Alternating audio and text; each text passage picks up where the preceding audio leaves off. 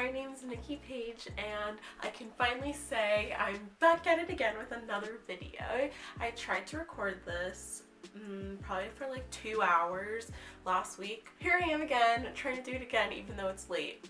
Because as you can tell, the title is doing my makeup for New Year's Eve, which has already passed because it is now January 7th. So for today's video, I kind of wanted to do something more than just sitting and talking at the camera for forever because like that's boring.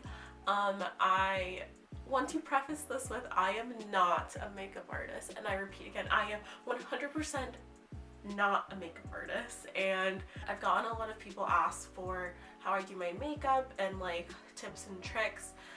So today I thought that I would also like do a get ready with me chit chat kind of thing to make it more chilled out. So we're gonna do the makeup idea that I did for New Year's Eve, and I'm also going to share with you all, because I'm so wise and you need to listen to everything I'm gonna say, obviously, 20 lessons that I learned through this last decade / through 2019 that I thought that I wanted to kind of bring into the new year and new decade. As we all know, I already make a list of everything. So these are my 20 things this decade taught me for 2020. I'm not going to like share everything I'm using because, to be quite honest, it is not good. So let's just get into it, shall we? So my skin is currently like moisturized, primed, all that jazz. So it's ready to like get makeup. So the first two kind of go together. So I'll like start with that because I'm trying to do my best to not talk as much as I did last time I filmed this video. So uncertainty is a theme of life. Literally no one, and I mean no one, knows what's going on, I promise. Everything's not as it seems. The grass is not always greener. So yeah, that's my first little note. Basically I say that because I literally never know what's going on in my life.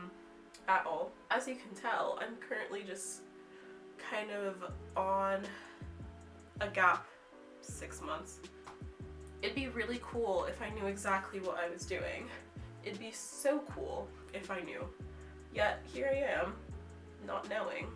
I feel like oftentimes there's this like feeling that everyone else knows what's going on and that you're behind. Like you're in high school and everyone's like, I want to go to this school because they have this degree there, having a job already lined up. I did neither of those things. I had no idea what I wanted to do, and it kind of showed.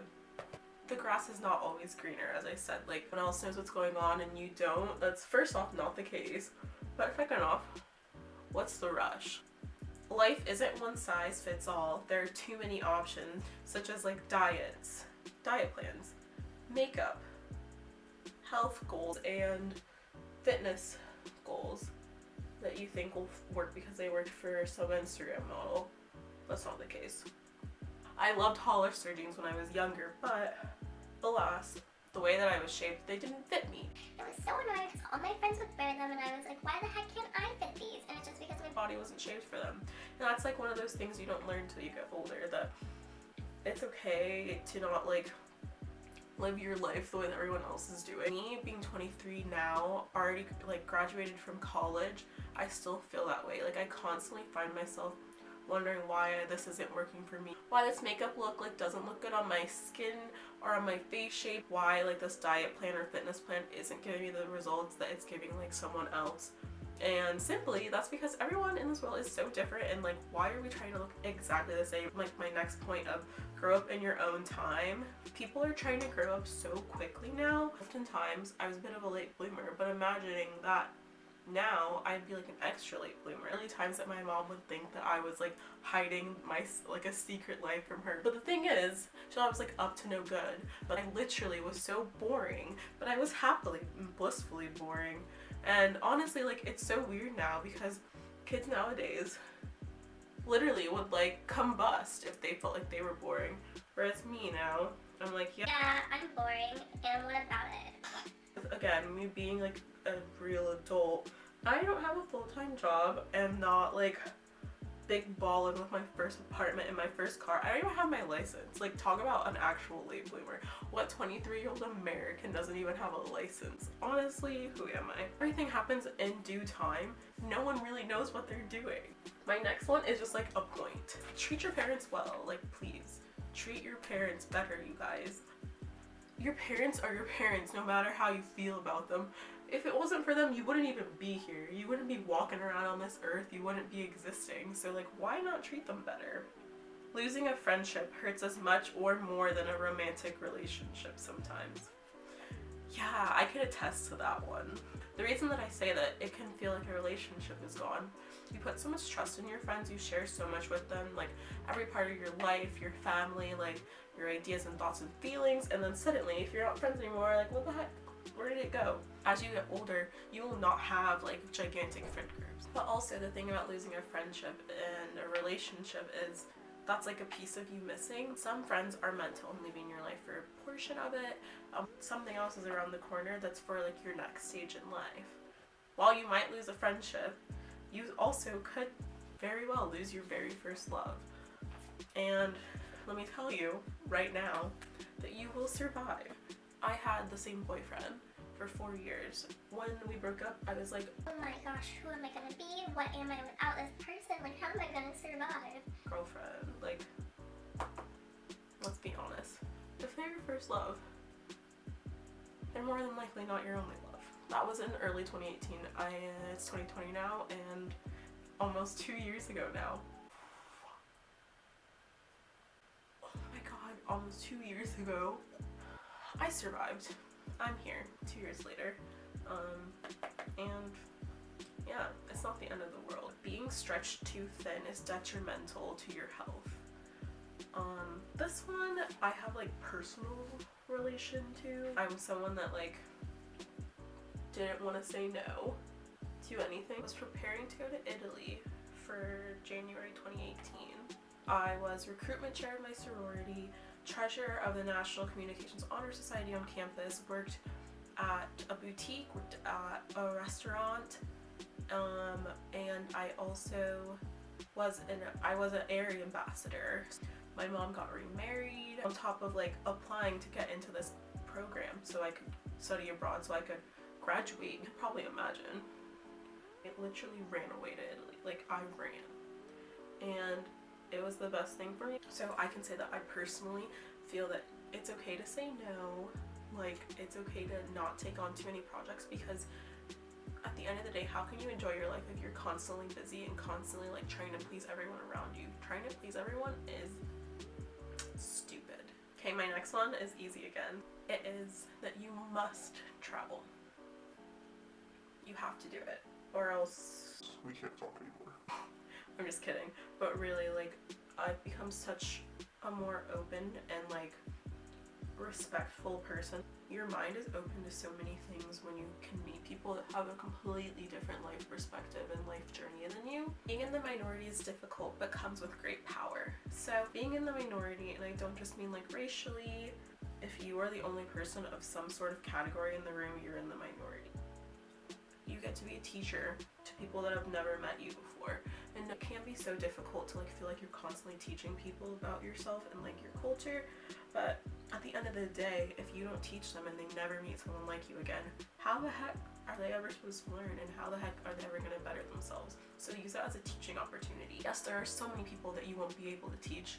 You never know. It's no harm in trying to help at least one person understand you and your perspective better. I think that is such a powerful opportunity that you need to like unleash on the world, especially right now. This one kind of goes along with my last one. Being comfortable in your own skin is hard, but doable. There's been like so many times that I've been the only of something in the room, and I honestly feel so bad for people that don't feel comfortable with who they are. It took me years to feel that way until I was like truly happy with who I am as a person, my appearances, like honestly, I've just been thriving ever since. I would say probably 2018 is the year that I finally was like who I genuinely am as a person. And since then, I've seen nothing but growth, and it was my happiest year, honestly. There are no mistakes or accidents, just another page in your story. This is one of my favorite things that I've learned recently. Stop saying that you accidentally did something, or stop saying that was a mistake, because if you didn't do it or didn't experience that, you wouldn't be sitting here and you wouldn't be the same person. Try to say yes more often. This is something I learned again like in 2018 when I was studying abroad. I have major FOMO often, like major FOMO sometimes if like my friends go out and do stuff without me, especially if like I was invited and then didn't go because I was a loser and didn't feel like up to it. So that's something that I've like learned. I've met so many cool people, especially since like coming here to England and then like in my last year of uni and stuff, by just saying yes. You never know like the experience that you could have there and what you would miss out on if you know, didn't go. Obviously within reason, like don't go out and like rob a bank because your friends are like, let's go rob a bank. Do it with things that are within reason and that can fulfill you in a better way. Stop looking for answers or next steps. Sometimes so many people are like, oh my goodness. A lot of times the things that we want the most are going to happen in their own time. You're not going to find quality if you're constantly searching. If you go out to the bar and you're like, it's been 2 weeks of you going, I want a boyfriend or I want a girlfriend so bad, of course the first thing that comes up to you is going to like interest you, and it's going to be like, oh my gosh, it finally happened, when in all actuality that might not be what you were looking for because you were too eager to find it. Okay, this one, like, take it as you will. Money isn't everything, it's overrated, and honestly such a mood. That's not the case. Like, over excess of anything is never good, including money. And while yes, it'd be awesome if I like suddenly randomly won the lottery even though I didn't play it and got like hundreds and thousands of millions of dollars, but would I really be happy? But again, I'm not saying like don't search for money and don't look for a job. Like, get your coin, girl, get your coin. Mental illness is real, but like, chill. I literally am diagnosed with anxiety. I don't try to use it as a crutch for things. I also don't try to put people down and like make jokes about it. Guy didn't text me back and I'm just so depressed. Like, girl, no, you're not depressed, you're just sad, and that's okay. Mental illness is getting the platform that it finally deserves and like needs to be talked about. But at the end of the day, it's starting to turn into a joke and like not being taken seriously. When people have genuine disorders, stop being a joke about people being anxious and nervous and OCD and depressed and whatever shall be. Cheating is not okay. Let me repeat. Cheating is not okay. I'm so tired of going on Twitter, seeing all these memes about people that are like, oh my gosh, I'm so happy. I can't believe that he didn't cheat on me. Everyone does it now. No, they don't. Being committed to someone is not weird, and being committed to someone is so normal, and it should be, and the time we're in right now is so weird. People think that it's okay. My next one goes with this again. Stop being surprised and impressed when people do the bare minimum. The bare minimum! Like, not cheating on you.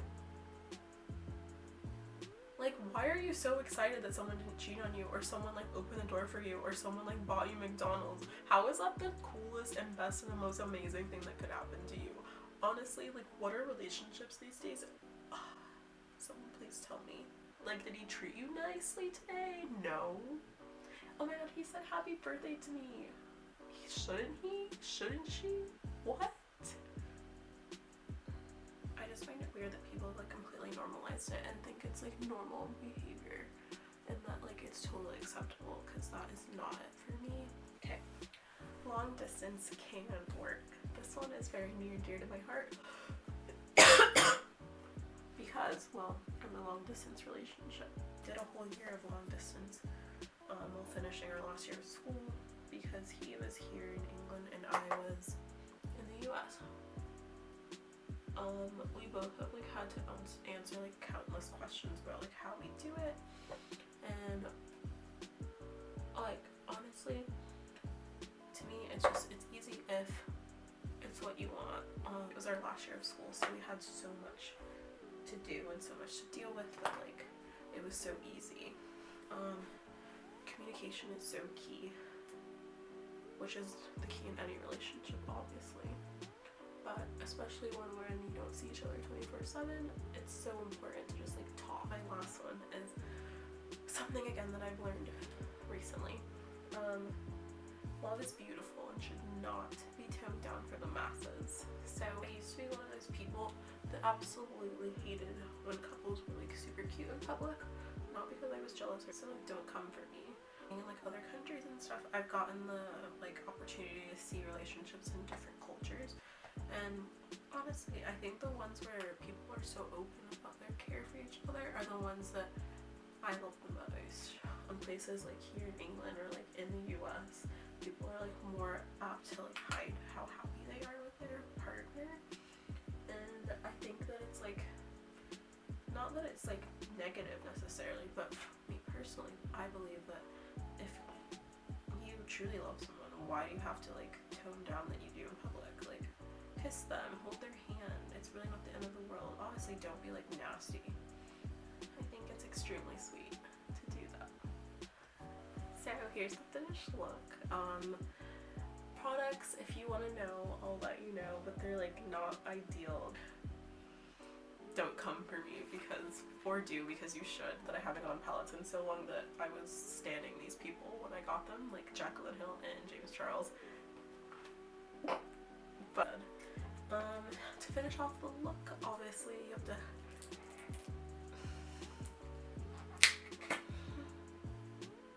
give it a little spritz. Don't forget to like and subscribe, and I hope to see you on the next one. By the way, in case you forgot, I'm just a US girl in a UK world, and I promise I will do a US versus UK video very soon. I have it lined up, I just had to redo this one because technology hates me, so yeah. Bye for real this time.